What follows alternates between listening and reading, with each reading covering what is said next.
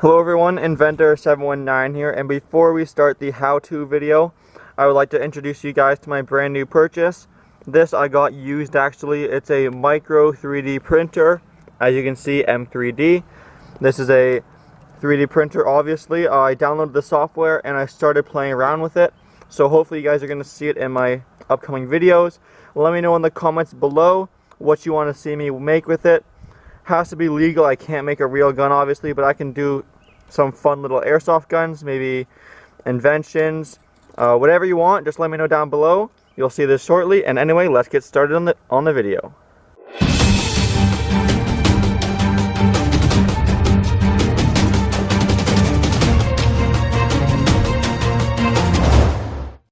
So for today's video, you're going to need a pellet gun, some BBs or pellets, firecrackers, and a lighter. So the pellet gun we're using today is this Chinese one I got from a hawk shop. It is fully wooden metal, and it says it's 450 feet per second. So it's pretty cheap. It was like 40 bucks, which is the one I'm using in today's video. It's a brake barrel spring powered gun. I wouldn't recommend doing this with any other more expensive gun or a gas powered or electric pellet or airsoft gun, but that's the one we're going to be using today. And we also, of course, will need firecrackers for this experiment. Here's these two I have here just to show you guys. Basically, these are your standard issue. They're big and red. They're not large, but they're regular size. And these are the tinier ones. Now, the red ones here, I believe, are around 6mm diameter, which is the same size as an airsoft BB. These are too big for a pellet gun. You want the smaller ones, and they actually fit perfectly. This is a .177 caliber pellet gun. As you can see, they fit perfectly just like that in the barrel. So we're going to go ahead and do a baseline test using the regular brake barrel action. As you see, break it in half, pop it back in place. The eBay one has trouble sometimes. And then go ahead and shoot. And we're going to do that, and then the firecracker, and see how much more powerful it is. So first things first, for the baseline testing, I'm going to take one of these ball bearings. Turns out they're a little too small, so I'm going to go ahead and drop it in the lid of this tube of high temp disc brake grease. And all that allows me to do by mixing it around is adds a nice little coating to the outside, so that when I put it in the barrel, it sits nicely instead of just rolling all the way through. Let's go ahead and crack it closed and do a shooting test at this little tin can. So there's the can. It's actually a pretty heavy duty soup can, so it's definitely not going to go through. It might dent it pretty good though. So I'm going to try and aim with no real sight. Here we go. Firing in 3, 2, 1. Let's go check out the damage. Well, I stand mistaken. The lube might have helped seal it up real good. We have an entry and an exit hole. Let's try the firecracker. Alright, so now for the firecracker test, we're going to start with the BB first.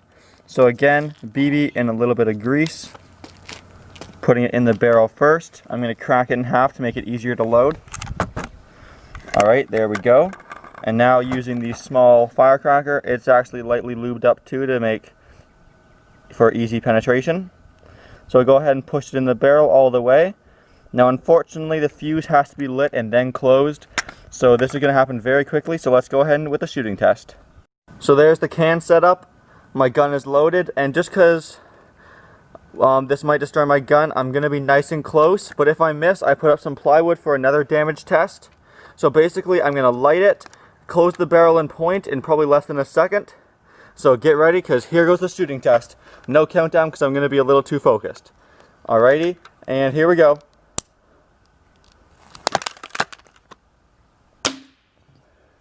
Alright, I think I missed a little high. Here's another round loaded up. Let's try again.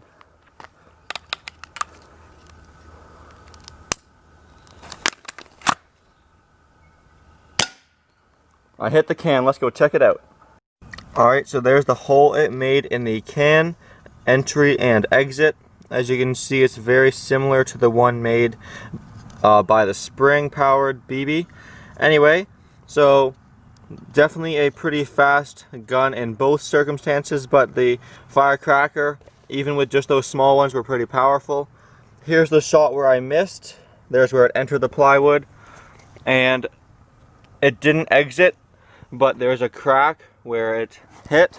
It's kind of hard to see on the camera, but it, I think, just about made it past this 1/2 inch thick plywood. Anyway, so there's a fun little thing if you have a crappy gun or even a steel pipe laying around to try.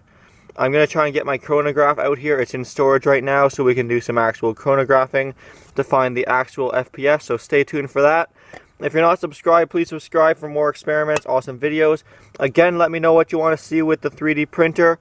Of course, I'm on vacation, so there's going to be lots of cool videos coming up. And my gun survived this test, which is also good. So thank you everyone for watching. As always, please like, comment, and subscribe.